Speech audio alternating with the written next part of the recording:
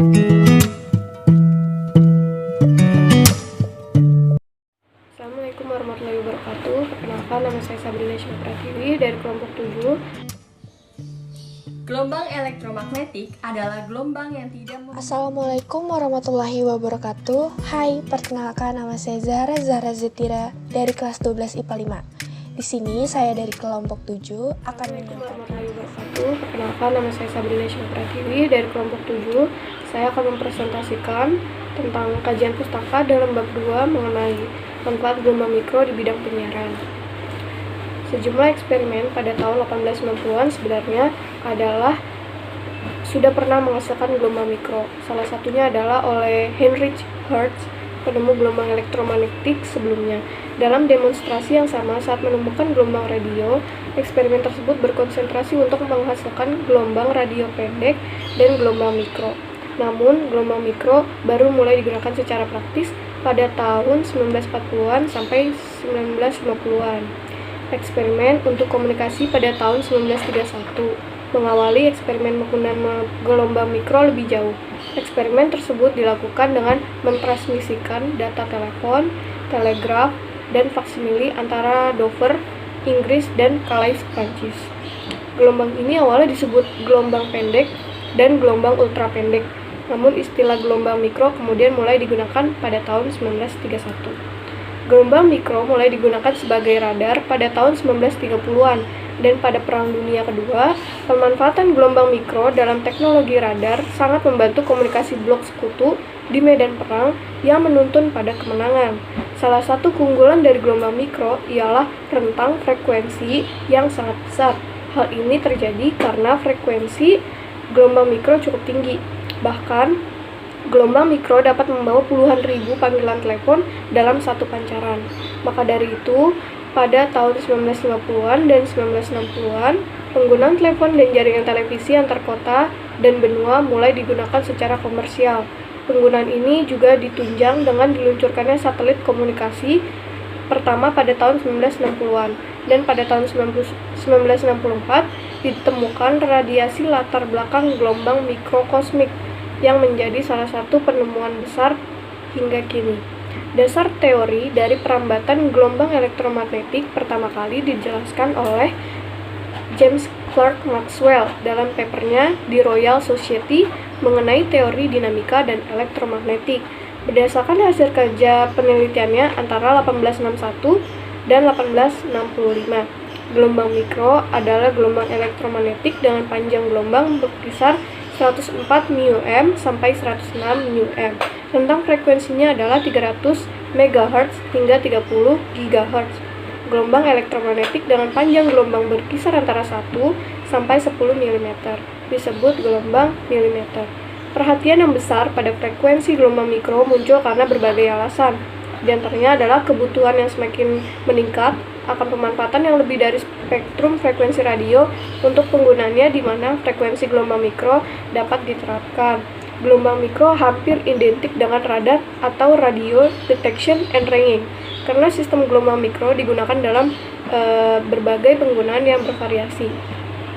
Sumber-sumber gelombang mikro itu ada matahari, alat tabung vakum, sumber microwave, maser. Selanjutnya adalah radio. Banyak penggunaan awal radio adalah maritim untuk mengirimkan pesan telegraf menggunakan kode Morse antar kapal dan daerah darat. Salah satunya penggunaan awal termasuk Angkatan Laut Jepang yang memata-matai armada Rusia. Lalu ada saat tenggelamnya kapal Titanic pada 1912. Radio digunakan untuk menyalurkan perintah dan komunikasi antara Angkatan Darat dan Angkatan Laut di kedua pihak pada Perang Dunia Kedua. Siaran mulai dapat dilakukan pada 1920-an dengan populernya pesawat radio terutama di Eropa dan Amerika Serikat. Selain siaran ke titik lainnya termasuk telepon dan siaran ulang program radio menjadi populer pada tahun 1920-an dan 1930-an. Penggunaan radio dalam masa sebelum perang adalah untuk pengembangan pendeteksian dan pelotaksian pesawat atau kapal dengan penggunaan radar. Sekarang ini, radio banyak bentuknya, termasuk jaringan tanpa kabel, komunikasi bergerak di segala jenis, dan juga penyiaran radio. Sebelum televisi terkenal, siaran radio komersial termasuk drama komedi, beragam show, dan banyak hiburan yang lainnya, tidak hanya berita dan musik saja. Radar juga memakai gelombang mikro untuk mendeteksi suatu objek. Sesuai dengan namanya, Radio Detection and Ranging atau radar. Radar memanfaatkan pantulan gelombang dari objek tersebut untuk pendeteksian. Radar juga memakai gelombang mikro untuk mendeteksi suatu objek. Radar memanfaatkan pantulan-pantulan gelombang dari objek tersebut untuk pendeteksian. Meskipun sinyalnya sangat lemah, tetapi dapat dikuatkan kembali sehingga objek bisa terdeteksi. Radar biasa dipergunakan untuk mendeteksi benda bergerak. Pantulan tersebut berasal dari polarisasi horizontal, vertikal, maupun sirkular. Waktu antara transmit dan receive itu yang dipergunakan untuk menghitung jarak objek tersebut. Radar memancarkan dan menerima sinyal pantulan secara bergantian dengan sistem switch. Begitu juga dengan sistem GPS yang mempunyai prinsip yang mirip dengan radar. Setiap satelit secara periodis mengirimkan pesan yang isinya adalah waktu pengiriman pesan dan informasi orbit satelit. Receiver GPS akan menghitung jarak receiver dengan setiap satelit yang mengirimkan pesan tersebut. Dengan membandingkan jarak antara berbagai satelit, ini dapat dibentukkan letak GPS receiver tersebut.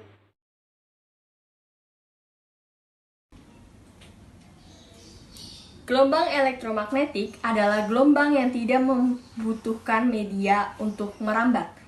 Oleh karena tidak memerlukan media perambatan, gelombang elektromagnetik sering pula disebut sebagai radiasi elektromagnetik. Artinya, gelombang elektromagnetik bisa merambat meskipun dalam ruang hampa, seperti di luar angkasa.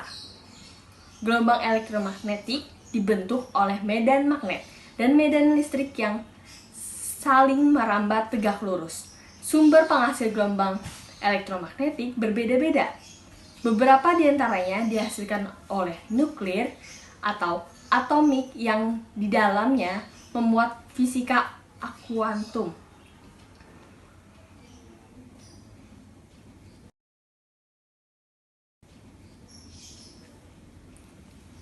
Bentuk gelombang elektromagnetik hampir sama seperti bentuk gelombang transversal pada umumnya. Namun, pada gelombang ini terdapat muatan energi listrik dan magnetik, di mana medan listrik E selalu tegak lurus terhadap medan magnet B.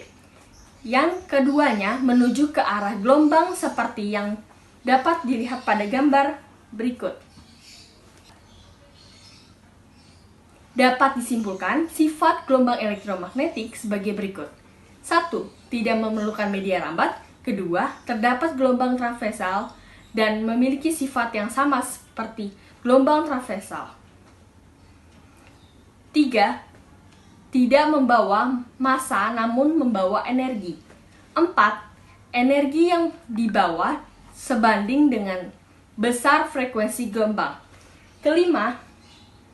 Medan listrik E selalu tegak lurus terhadap medan magnet B dan sefase. 6.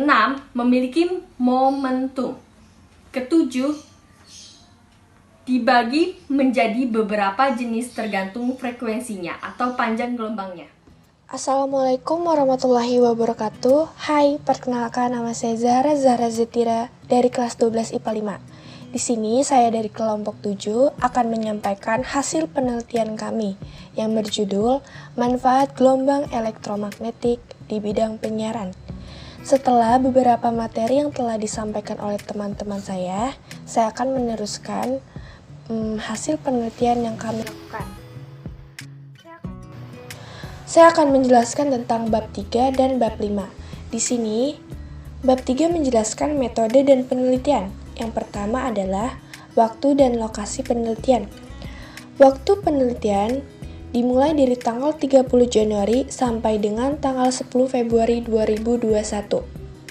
Kemudian, penelitian yang kami lakukan dilakukan di rumah masing-masing karena kondisi saat ini dibatasi oleh pandemi COVID-19. Selanjutnya, jenis penelitian. Penelitian ini dengan mempersiapkan segala sesuatu data informasinya dengan menggunakan metode penelitian February Research atau riset kepustakaan sebagai metode pengumpulan data dengan membaca dan menelaah literatur yang berhubungan dengan pemanfaat gelombang mikro di bidang penyiaran. Selanjutnya, penelitian ini juga menggunakan metode development research, yaitu penelitian yang bertujuan untuk mengembangkan ilmu pengetahuan yang sudah ada. Terakhir ada teknik pengumpulan data penelitian.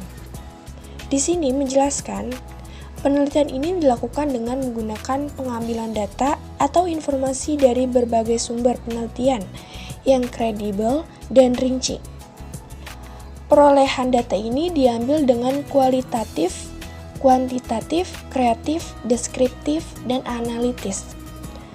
Selanjutnya, pada pengumpulan data ini berfokus pada pemanfaatan gelombang mikro elektromagnetik di bidang penyiaran.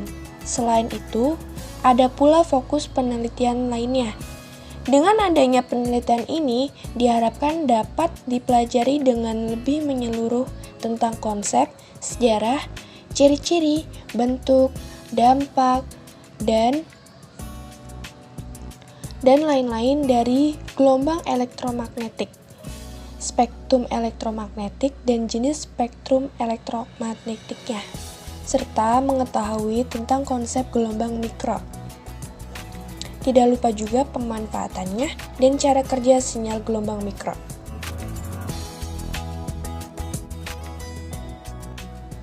Selanjutnya, saya akan menjelaskan tentang bab 5, yaitu kesimpulan dan saran. Kesimpulan dari penelitian yang kami lakukan ini adalah gelombang mikroelektromagnetik dalam bidang penyiaran dapat bermanfaat dalam penyiaran radio dan radar. Contohnya, gelombang elektromagnetik sendiri memiliki pengertian, yaitu gelombang yang tidak membutuhkan medium untuk merambat. Selanjutnya, dalam pemanfaatan bidang penyiaran radio, gelombang elektromagnetik berfungsi sebagai alat maritim. Radar juga memakai gelombang mikro untuk mendeteksi suatu objek sesuai dengan namanya radio detection and ranging atau radar. Radar memanfaatkan pantulan gelombang dari objek tersebut untuk mendeteksi atau pendeteksian.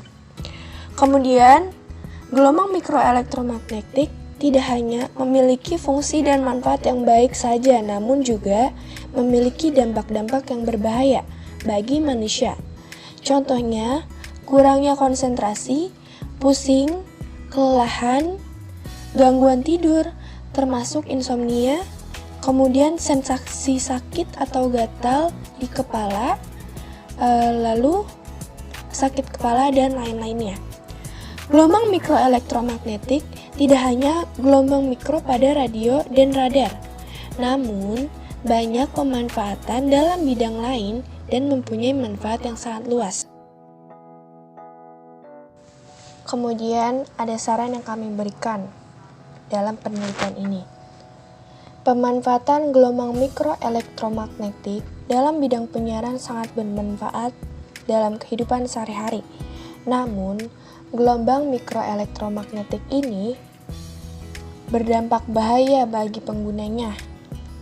Seperti spektrum gelombang mikro harus digunakan dengan sebaik-baik mungkin. Sekian dari pembahasan yang saya berikan. Dan sekian dari kelompok kami, kelompok 7. Mohon maaf apabila ada kesalahan dalam bertutur kata dari saya dan teman-teman. Terima kasih. Wassalamualaikum warahmatullahi wabarakatuh.